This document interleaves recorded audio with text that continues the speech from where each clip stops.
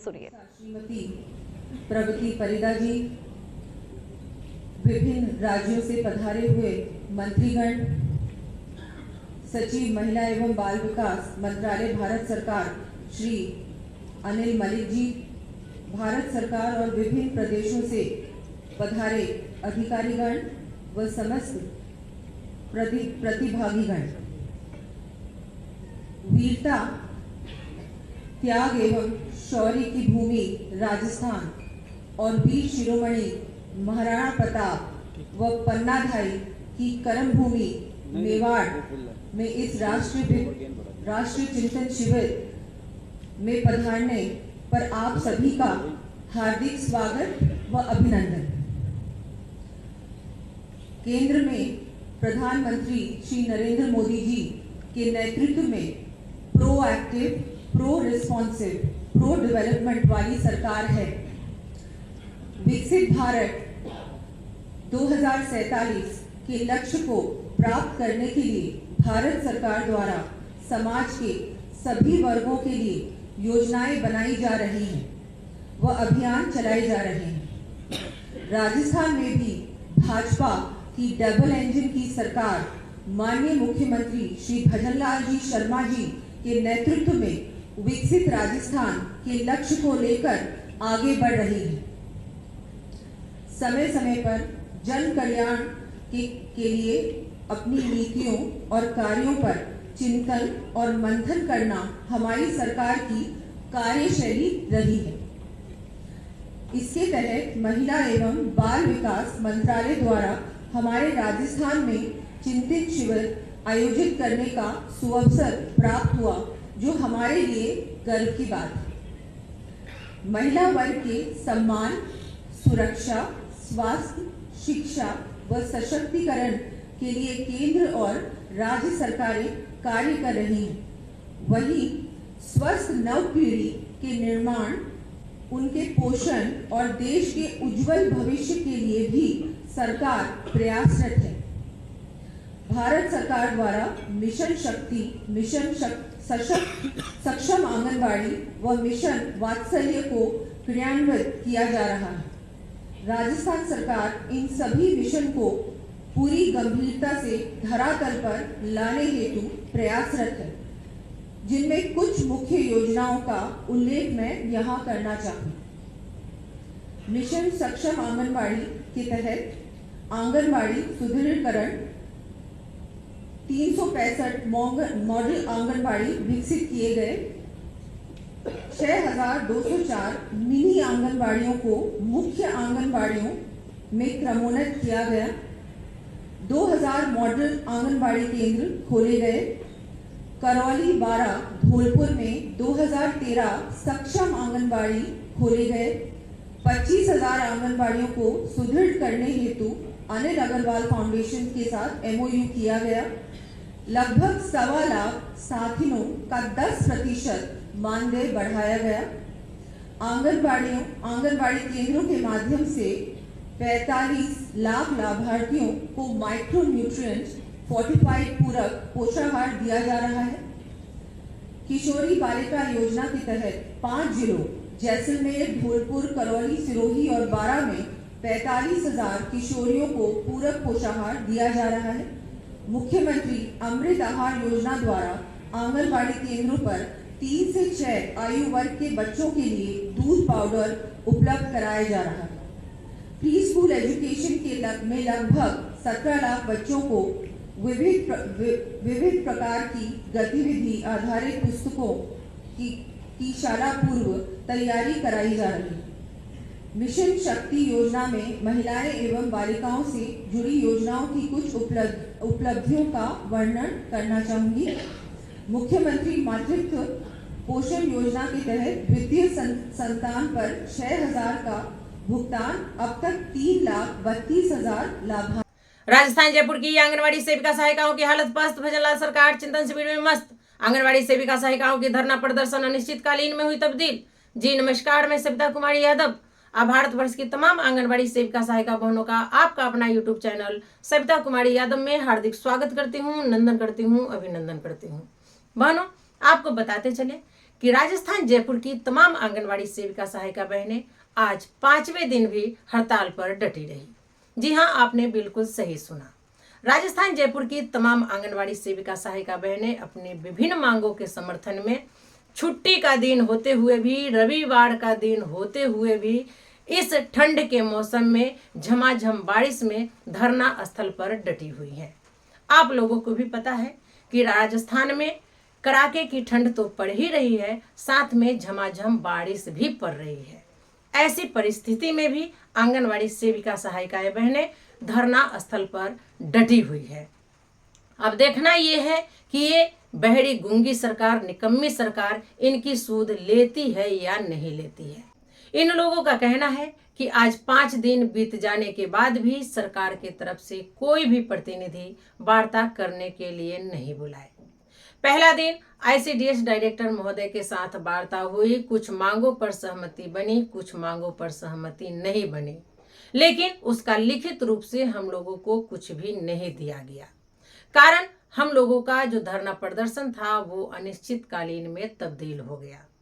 आज अपने धरना स्थल से आंगनवाड़ी सेविका सहायिका नेत्रीगण उन तमाम आंगनवाड़ी सेविका सहायिकाओं से चीख चीख कर अपील कर रही हैं कि जो अपने घरों में बैठी है वो कल ज्यादा से ज्यादा धरना स्थल पर पहुंचने का काम करे, ताकि हमारा धरना जो है वो सफल हो। दूसरी ओर उन्होंने ये भी संदेश दिया है कि कल केंद्रीय महिला एवं बाल विकास मंत्री श्रीमती अन्नपूर्णा देवी जी, साथ ही उप मुख्यमंत्री सह विभागीय मंत्री श्रीमती दिया कुमारी जी धरना स्थल पर सेविकाओं को संबोधित करने के लिए आ रही है। हो सकता है कल का धरना प्रदर्शन का आखिरी दिन होगा, इसलिए आप तमाम आंगनवाड़ी सेविका सहायिका बहनें अपने घरों से बाहर निकलिए, अपने मांगों के समर्थन में कल धरना स्थल पर ज्यादा से ज्यादा संख्या में पहुंचिए और माननीय मंत्री महोदया जी की अभिभाषण को सुनने का काम करिए। तो चलिए, हमारी आंगनवाड़ी सेविका सहायिका बहनें किस परिस्थिति से गुजर रही है, किस तरह से ठंड में वो कांप रही है, बारिश में भीग रही है, फिर भी अपनी मांगों के समर्थन में सड़कों पर उतरकर अपनी आवाज को बुलंद कर रही है और मीडिया से रूबरू होते हुए अपना दुख दर्द क्या बयां कर रही है, एक नज़र वो वीडियो मैं आप लोगों को दिखाना चाहूँगी। जयपुर में आंगनबाड़ी महिला कर्मचारी लगातार 4 दिन से इस कड़ाके की ठंड में सड़क पर बैठी हैं और अपनी मांगों को लेकर आंदोलन कर रही हैं। इस बीच हुई बारिश ने उनकी मुश्किलें और बढ़ा दी हैं। प्रदर्शन कर रही आंगनबाड़ी महिला कर्मचारियों ने कहा कि चुनावों के समय सरकार वादा करती है और बाद में भूल जाती है। जब तक हमारी मांगें पूरी नहीं होंगी तब तक ये प्रदर्शन जारी रहेगा।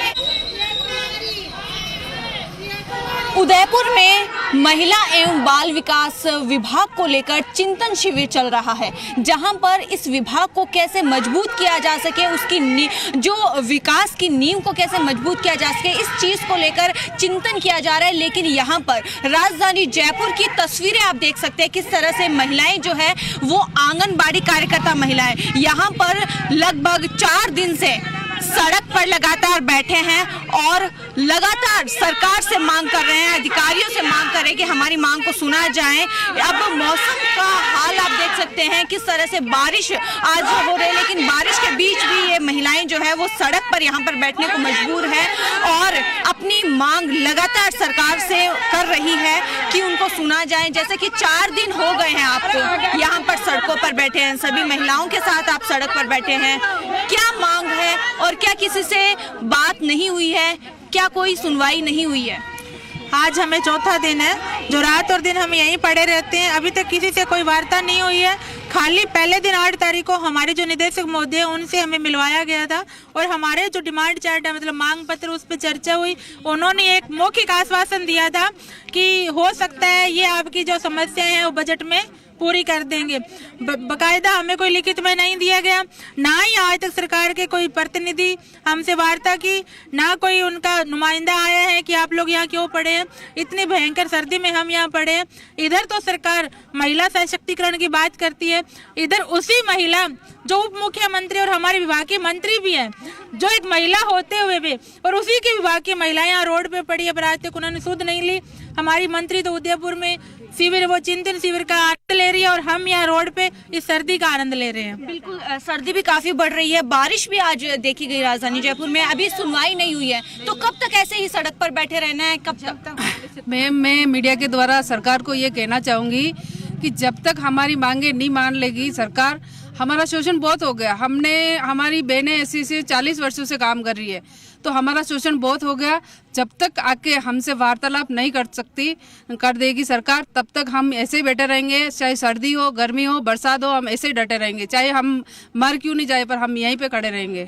आंगनबाड़ी कार्यकर्ता महिलाएं लंबे समय से अपनी मांगों को लेकर जो सरकार से मांग कर रही थी, लेकिन इनकी सुनवाई नहीं हो रही है, क्योंकि देखिए सरकार जो है वो आधी आबादी को साधने के लिए बजट में अलग अलग तरह की घोषणाएं करती है। जैसे ही सरकार बदलती है, उनकी घोषणाएं बदल जाती है, बजट बदल जाता है, लेकिन वो महिलाएं क्या करें जिनके लिए घोषणा हुई, जिस घोषणाओं को लेकर उन्होंने जो है वो उम्मीदें बनाई, लेकिन उन्हीं को पूरा करवाने के लिए जो है वो लास्ट में सड़कों पर उतरना पड़ता है और इस तरह से विरोध प्रदर्शन कर अपनी मांगे जो है वो सरकार तक फिर से पहुंचाने का प्रयास किया जाता है। तो आप लोगों ने देखा, राजस्थान के मुख्यमंत्री माननीय भजन लाल शर्मा जी, उप मुख्यमंत्री सह विभागीय मंत्री श्रीमती दिया कुमारी जी चिंतन शिविर पे हैं। ये लोग चिंतन कर रहे हैं कि ICDS विभाग को और बेहतर कैसे किया जाए। आंगनवाड़ी केंद्र पर जो बच्चे पढ़ने आते हैं, पोषण भी पढ़ाई भी कार्यक्रम के अंतर्गत इसको और भी बेहतर कैसे बनाया जाए। लेकिन आंगनवाड़ी केंद्र के बच्चों में नींव डालने वाली आंगनवाड़ी महिलाओं की क्या स्थिति है, इनकी स्थिति पर किसी का ध्यान नहीं है, इस पर कोई चिंतन नहीं कर रहे हैं। एक तरफ चुनावी वादा सभी नेतागण करते हैं कि हमारी सरकार आएगी तो हम आपको दोगुना मानदेय कर देंगे, हम वेतनमान कर देंगे, तो हम कौन सा योजना चलाएंगे। लेकिन जैसे ही चुनाव संपन्न होते हैं, सरकार बनती है, ये लोग अपना अपना वादा भूल जाते हैं। आज इस ठंड के मौसम में, इस बरसात के मौसम में आंगनवाड़ी सेविका सहायिका बहनें अपने हक अधिकार के लिए सड़कों पर उतरी हुई है। क्या यही महिला सशक्तिकरण है? क्या इसीलिए सरकार कहती है बेटी बचाओ बेटी पढ़ाओ? आज बेटियां असुरक्षित महसूस कर रही हैं, क्योंकि सबको पता है कि राजस्थान में ही नहीं, पूरे देश के अन्य अन्य जगहों पर ठंड तो हर जगह पड़ ही रही है, लेकिन झमाझम बारिश भी पड़ रही है। ऐसी स्थिति में आंगनवाड़ी सेविका सहायिकाएं हड़ताल पे है, अपनी मांगों के समर्थन में आवाज को बुलंद कर रही है, तो सरकार के प्रतिनिधि आकर उनका हड़ताल क्यों नहीं तुड़वा रहे हैं? क्यों नहीं कहते हैं कि इतना दिनों के अंदर में आपकी मांगों पर विचार किया जाएगा, आपकी मांगों को पूरा किया जाएगा। अगर नहीं किया गया तो आप इतने दिन के बाद फिर से पुनः हड़ताल पर वापस आ जाइएगा। कम से कम आंगनवाड़ी सेविका सहायिकाओं की सेहत तो नहीं बिगड़ती, लेकिन सरकार सुनने वाली नहीं है। महिलाएं मर रही है, उससे इनका क्या जाता है? इनके घर परिवार की महिलाएं थोड़े सड़कों पर अपने हक अधिकार के लिए आवाज उठा रही है। ये लोग तो आलीशान बंगले में एसी हीटर वाले रूम में रहते हैं, ना गर्मी पता चलता है, ना ठंड पता चल रही है, ना धूप पता चल रही है, ना बरसात पता चल रही है। ये लोग क्या जाने कि हम लोगों का दर्द क्या है, हम लोग किस परिस्थिति से गुजर रहे हैं। इनके यहाँ एक कुत्ता जो होता है वो भी कम से कम 50,000 महीने में बिस्किट खा जाता है। इनके यहाँ जो दाई काम करने आती हैं उसको भी कम से कम 25,000 50,000 रुपया महीना मिलता है। लेकिन आंगनवाड़ी सेविका सहायिकाएं दिन रात काम करने वाली है, उनको केंद्र सरकार मात्र 4500 रुपये देती है। अगर अन्य राज्यों की बात करें तो भिन्न भिन्न राज्यों में भिन्न भिन्न तरीके से मानदेय बढ़ोतरी की जाती है। तो इतनी कम राशि में आंगनवाड़ी सेविका सहायिकाएं अपना गुजर बसर कैसे करती है, अपना परिवार कैसे चलाती है, ये तो आंगनवाड़ी सेविका सहायिकाएं ही जानती हैं। इनका दर्द कोई और समझने वाला नहीं है। तो चलिए आज के वीडियो में फिलहाल इतना ही। हमारा वीडियो आपको कैसा लगा एक कमेंट कर जरूर बताइएगा। फिर मिलते हैं अगले वीडियो में कुछ और नई जानकारियों के साथ। तब तक के लिए आप हमें विदा दीजिए। नमस्कार।